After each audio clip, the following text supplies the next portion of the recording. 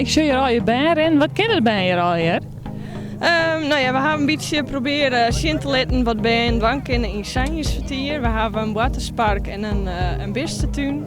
En nou ja, zoals je moet zeggen, hebben we hier een verkeerspark in het Lied Snijboud. In ons eigen park hebben we dat ook. En we hebben wat beestjes meenemen, zodat de mensen ook daar een idee van krijgen kunnen. Nou, hartstikke leuk. En helemaal wat bekijks?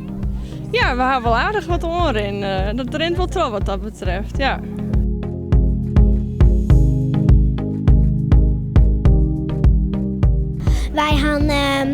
Wij gaan kraampjes zien, linkjes stekken in en wij gaan vogeltjes zien, nepvogeltjes en we gaan van alles zien. Wat is dan het allerleukste aan deze grote handelsroute? Linkjes stekken.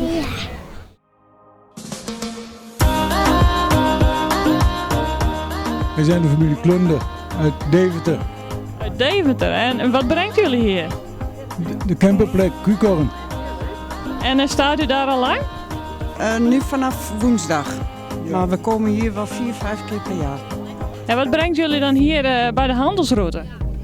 Nou, Ja. we horen vanmorgen dat hier wat te doen was, dus ben we er maar even ingelopen. Het is maar een klein stukje lopen naar hier toe.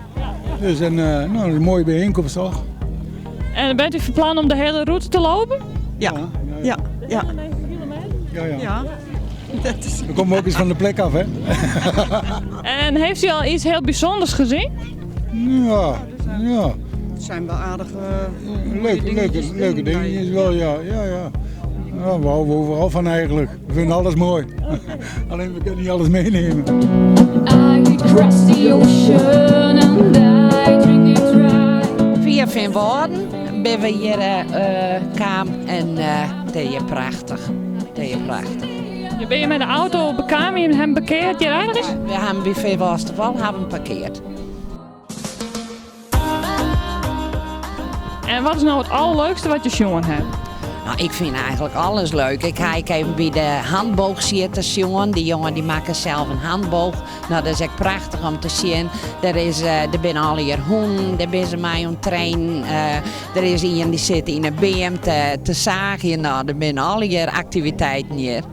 Ja, klopt. Er is van alles wat wils. Maar wat vind je nou eigenlijk van de centrale as zelf? Oh, dit is wel een protte asfalt in Friesland. Dat vind ik wel heel spietig. Maar ja, misschien ben er meer die te zouden denken. Maar aan de andere kant, ja, het riet wel mooi, jongen. Ik maak ze eraan en ik dankbaar gebruik van.